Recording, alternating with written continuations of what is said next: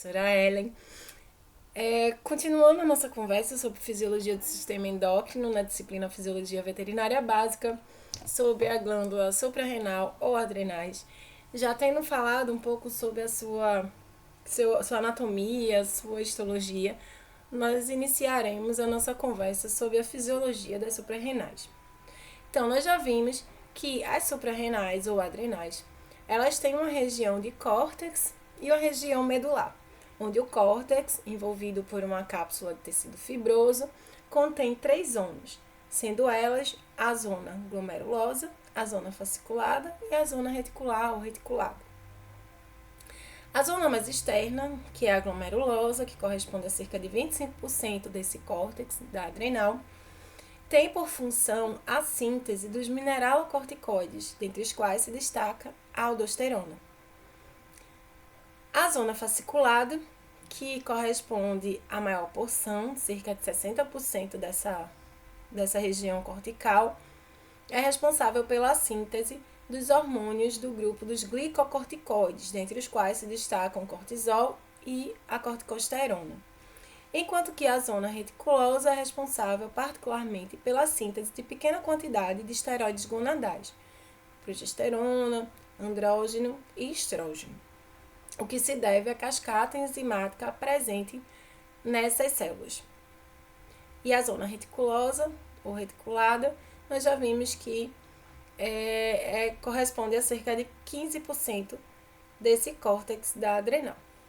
Por sua vez, na região medular, que, como nós já falamos, faz parte do sistema nervoso autônomo simpático, nela teremos células responsáveis pela síntese de catecolaminas, que são adrenalina, principalmente, e noradrenalina, embora em algumas espécies tenha-se mais noradrenalina do que adrenalina. Então, esses são os hormônios da adrenal que são sintetizados em cada tipo celular constituinte da mesma. Na adrenal, nós temos 2 circuitos básicos na região do córtex, que é um circuito dependente do eixo hipotalâmico hipofisário e um não dependente do eixo hipotalâmico hipofisário, assim como também o da medular, que é independente. Então, nesse momento, nós vamos verificar um pouco o funcionamento do circuito dependente do eixo hipotalâmico hipofisário, que é justamente o circuito formado pelo córtex da adrenal e responsável pela síntese dos glicocorticoides. Então, esse circuito, nós já começamos a falar um pouco sobre ele anteriormente, na parte introdutória da fisiologia do sistema endócrino, e nós verificamos que ele, além de ser um circuito fechado, controlado por feedback negativo, onde nós temos no hipotálamo a síntese do CRH, que é o hormônio liberador de corticotropina, que por sua vez, através do sistema porta, chega até a adenipófise para estimular a síntese do ACTH, hormônio adrenocorticotrópico, que ao adentrar na corrente sanguínea sistêmica e chegar no córtex da adrenal, mais especificamente na zona fasciculada, vai estimular a síntese dos glicocorticoides, que aumentando em sua concentração na corrente sanguínea, vai promover o feedback negativo sobre hipotálamo e hipófise, diminuindo assim a síntese de CRH e de ACTH, bem como dos receptores do CRH na adenipófise, consequentemente diminuindo o estímulo à síntese dos próprios glicocorticoides.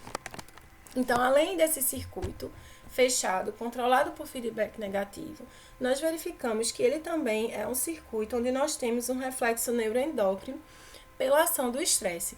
Então, fatores estressantes vão promover o estímulo do hipotálamo, a sua despolarização, a maior liberação do CRH e, consequentemente, uma maior estimulação desse circuito, promovendo assim o aumento dos níveis séricos continuados enquanto tiver o estresse dos glicocorticoides. Então, o CRH, o hormônio liberador de corticotropina, vai ser um hormônio polipeptídico, como todos os hormônios hipotalâmicos, e tem como função, como já dito, estimular na hipófise os corticotrópicos a liberarem o ACTH, o hormônio adrenocorticotrópico. Esse, que também é um polipeptídeo, ao chegar no córtex adrenal, vai promover o estímulo à liberação, à síntese e secreção dos glicocorticoides, tendo uma vida média de 10 minutos para que haja sua atuação. Daí os efeitos, né? Inclusive do próprio estresse, como nós temos aquelas alterações vegetativas, serem relativamente rápidos, por conta da metabolização desses hormônios envolvidos no circuito serem também de curta duração. Então, a sua função, que é a liberação dos glicocorticoides, se dá no córtex adrenal, na zona fasciculada desse córtex, para a promoção da liberação desse grupo hormonal, onde os mais liberados vão ser o cortisol e a corticosterona. Os glicocorticoides, eles fazem parte do grupo dos esteroides, ou seja, são hormônios que se originam do cortisol a partir da metabolização enzimática desse cortisol. Então, dessa forma, vai depender do tipo de enzima presente na célula que sintetiza esse hormônio.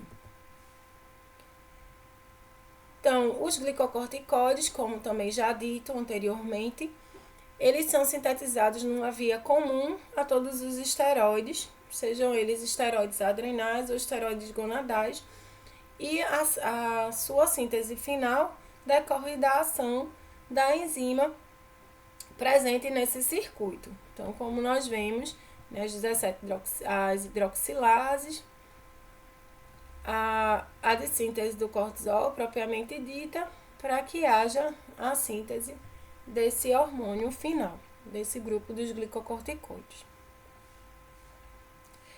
E a sua secreção, ela é feita imediatamente após a síntese, não havendo assim um armazenamento, já que essa é uma característica de hormônios lipossolúveis. São carreados na corrente sanguínea, como já dito, por proteínas carreadoras, para que ocorra uma certa solubilização desse hormônio, havendo apenas uma pequena fração livre, que é a fração ativa. A sua metabolização, ela ocorre no fígado, onde é degradado, para que obtenha uma certa solubilidade, e a excreção ocorre nos rins via urina. A proteína transportadora, ela vai possibilitar que esse hormônio de característica lipídica, lipossolúvel, ele seja transportado em um meio aquoso, que é o sangue, e de certa forma, por proteger esse hormônio da metabolização, ela serve como uma forma de armazenamento, além de regular a disponibilidade desse hormônio, uma vez que, à medida que a fração livre ela vai sendo utilizada, essa proteína ela vai liberando o hormônio da sua estrutura, possibilitando assim uma constância na concentração do hormônio na fração livre, evitando inclusive hiperexcitações por esse hormônio. No caso dos glicocorticoides, a fração livre corresponde a cerca de 10% do corticoide sérico.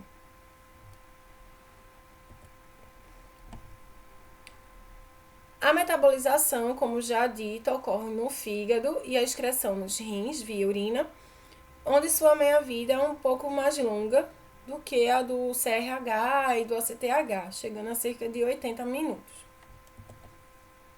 O ritmo de secreção, já comentamos que ele é circadiano, então ele obedece a um ciclo de cerca de 24 horas, onde, em geral, essa secreção ela é maior durante o dia, durante o amanhecer, e ela é menor durante o entardecer. embora isso sofra variações de acordo com as espécies e com os hábitos de vida desses animais.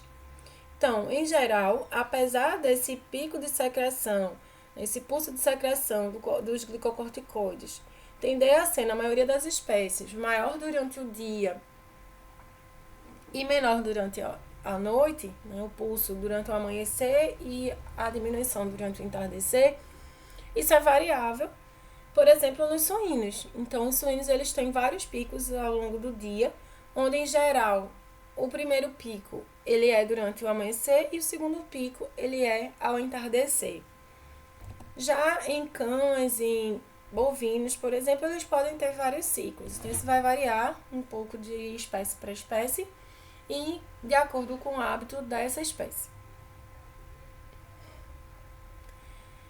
A regulação do circuito dependente do eixo hipotalâmico hipofisário, que é esse circuito da adrenal, onde ocorre a síntese dos glicocorticoides, nós já falamos, já vimos que ele é um circuito fechado, controlado por retroalimentação negativa, por feedback negativo, onde os hormônios estimuladores serão o CRH e o ACTH, e os hormônios inibidores, né, os responsáveis pelo feedback negativo, são os glicocorticoides. Isso porque os glicocorticoides, em níveis aumentados, eles farão a inibição da síntese do CRH e do ACTH, visto que eles promovem nessas células que os sintetizam a redução, a inibição da expressão gênica, né, justamente dos genes responsáveis pela síntese dessas proteínas que darão origem aos hormônios polipeptídicos, que são o CRH e o ACTH.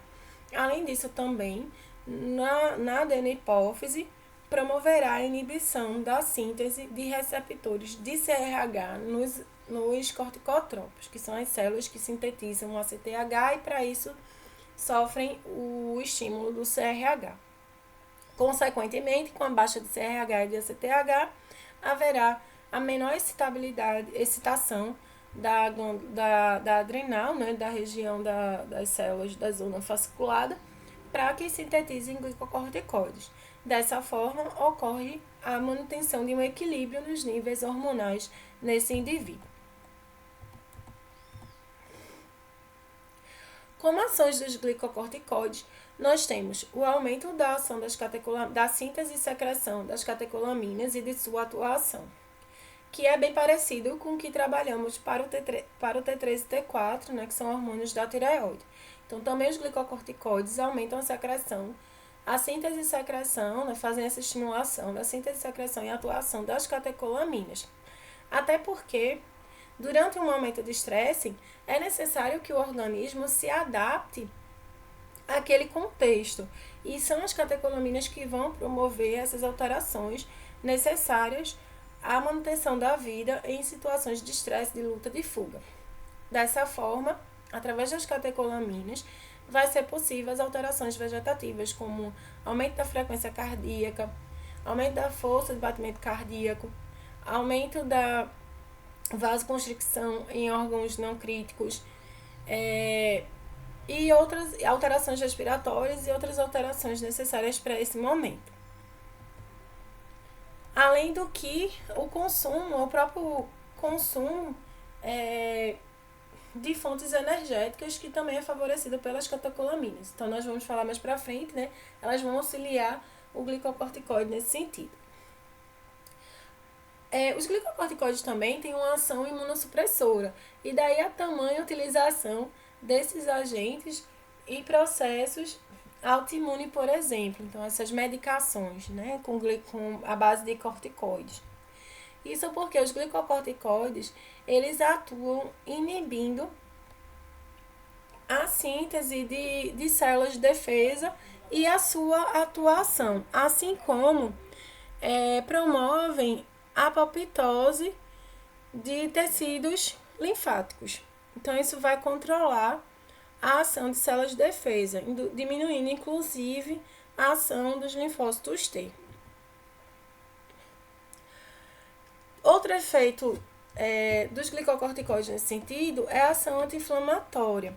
Isso porque os glicocorticoides, eles promovem uma certa estabilização das membranas lisossômicas, impedindo a liberação de enzimas pró-inflamatórias, assim como inibem o ciclo do ácido araquidônico, reduzindo, consequentemente, a produção de prostaglandinas, que são substâncias que participam do processo inflamatório, estimulam esse processo inflamatório. Então, consequentemente, bloqueando esse ciclo do ácido araquidônico por inibir a enzima fosfolipase A2, haverá a consequente inibição, menor produção, particularmente das prostaglandinas e também dos leucotrienos, que fazem parte desse circuito inflamatório.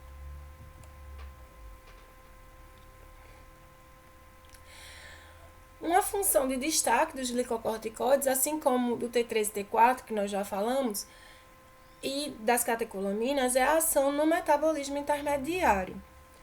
Então, os glicocorticoides, assim como também já comentamos para o T3 e T4, eles promovem a quebra, a metabolização dos para que haja o aumento nas fontes energéticas disponíveis. Então, eles participam desse metabolismo dos carboidratos, primeiramente, que é a fonte mais rápida de ser utilizada, inclusive convertendo outras fontes de não carboidratos em glicogênio e favorecendo essa liberação mais rápida de fontes energéticas para o processo oxidativo e produção de ATP. Então, quando se fala que os glicocorticoides aumentam a síntese de glicogênio, isso não quer dizer que ele está armazenando. Na verdade, ele está convertendo substâncias como proteínas, como gorduras em glicogênio, para que esse glicogênio sirva de substrato para as catecolaminas, seja quebrado e libere glicose, principalmente, que é a fonte mais rápida, mais fácil de ser utilizada na produção de ATP e no metabolismo, consequentemente. Então, esse aumento da produção de glicogênio não é uma glicogênese, como ocorre, que a gente vai estudar pela ação da insulina para armazenamento. Na verdade, é uma gliconeogênese. Ele produz glicogênio para que ocorra a quebra a partir de fontes não proteicas, ou não carboidratos. Desculpa. Então, dessa forma, pela produção de glicogênio a partir de fontes que não são carboidratos e, consequentemente, a ação das catecolaminas, que é favorecida pelos próprios glicocorticoides, ocorre o aumento da concentração de glicose na corrente sanguínea, ou seja, aumenta os índices glicêmicos, tendo o glicocorticoide ainda um efeito anti-insulínico. Para tanto, como já dito, ele vai quebrar outras fontes, utilizar outras fontes energéticas de disponibilização mais difícil, como é o caso das proteínas. Então, ele causa a proteólise e a conversão dessas proteínas, dessas fontes proteicas, em glicogênio para a liberação posteriormente como glicose pela ação de lise das catecolaminas. Dessa forma, a ação dos glicocorticoides tem um efeito proteolítico e causa, portanto, um equilíbrio nitrogenado negativo. Dessa forma, os animais que têm um excesso de glicocorticoides, eles apresentam perda de massa muscular e comprometimento de pele, como a pele fina, porque ocorre muita quebra de colágeno, principalmente.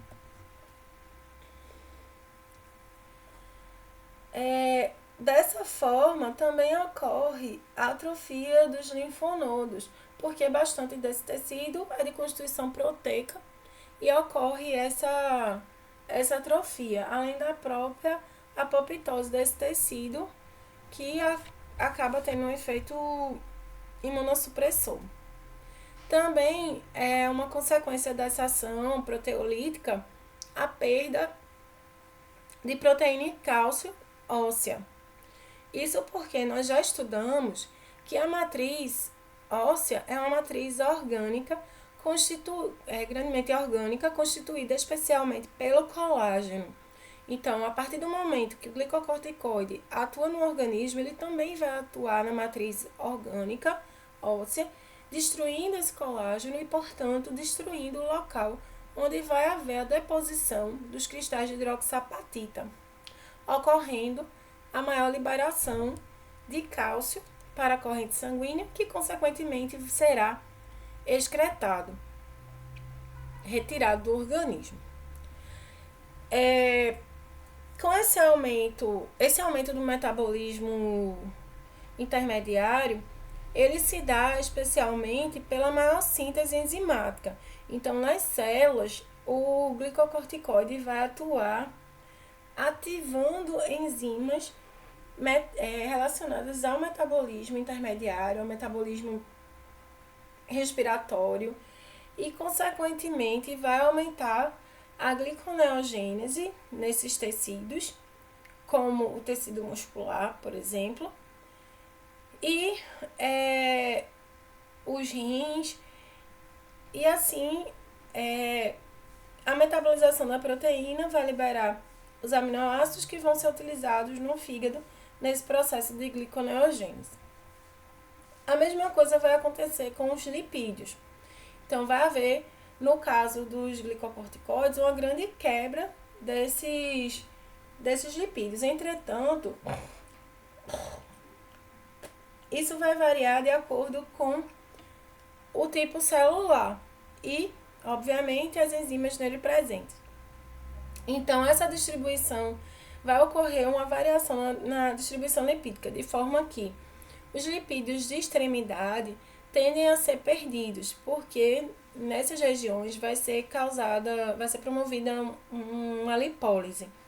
Enquanto que nos lipídios presentes no tecido adiposo, presente na região do tronco, vai ocorrer o estímulo à lipogênese. Então, dessa forma, animais que têm desequilíbrio na síntese de glicocorticoides, onde ocorre uma grande concentração desses hormônios na corrente sanguínea, além do normal, são animais que tendem a ter uma grande quebra tecidual nas extremidades, no caso de lipídios, e o acúmulo no abdômen. Então, fica um indivíduo desproporcional.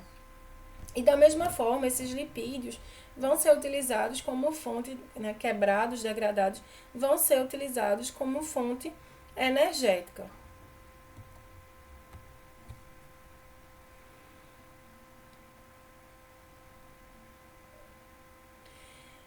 Auxiliando os glicocorticoides nesse processo de quebra, nós teremos outros hormônios, como as catecolaminas, estimuladas por eles próprios. Então, a sua síntese e secreção são estimulados pelos próprios glicocorticoides, no caso das catecolaminas, e elas vão promover, vão auxiliar nesse processo de quebra diretamente de carboidratos, de lipídios, de proteínas, e inclusive do glicogênio, que ele favorece a síntese, o GH também, o TSH, o ACTH, o T3 e o T4, que trabalham conjuntamente.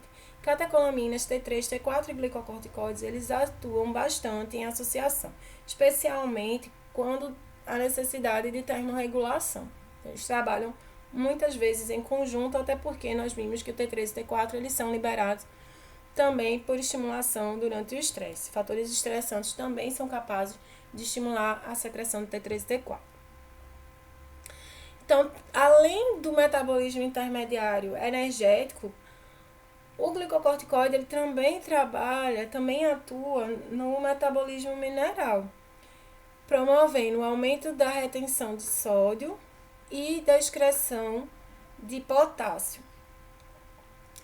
Ou seja, ele tem um efeito, embora muito pequeno, semelhante ao da aldosterona, retendo sódio e excretando potássio. Entretanto, ele não consegue reter a água, assim como a aldosterona. E já já nós vamos entender o motivo. Então, aqui ele ativa as bombas de sódio e potássio, assim como a aldosterona faz, aumentando a reabsorção de sódio e a excreção de potássio. Entretanto, O glicocorticoide, nós já vimos que ele degrada a matriz orgânica de colágeno, impossibilitando a deposição do cálcio. Dessa forma, aumenta a concentração de cálcio sérica.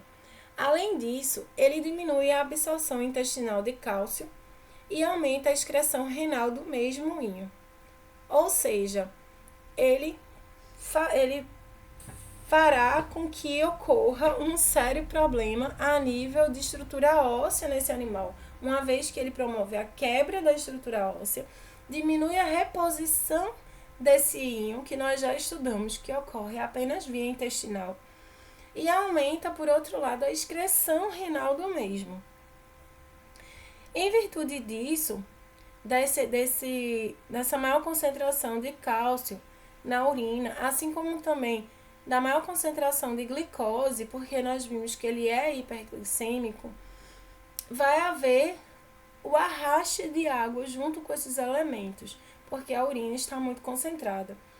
Então, em virtude disso, nós não temos a promoção da reabsorção de água.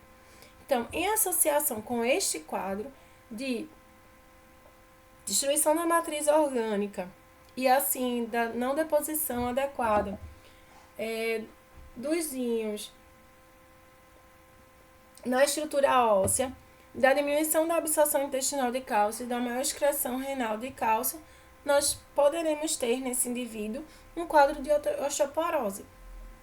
E aí percebam que não é uma osteoporose causada por um distúrbio no sistema de regulação do metabolismo do cálcio e fósforo. Nós não temos aqui envolvidos nenhum hormônio daquele circuito. Não é o PTH, não é um distúrbio no PTH, não é um distúrbio no calcitriol nem na calcitonina.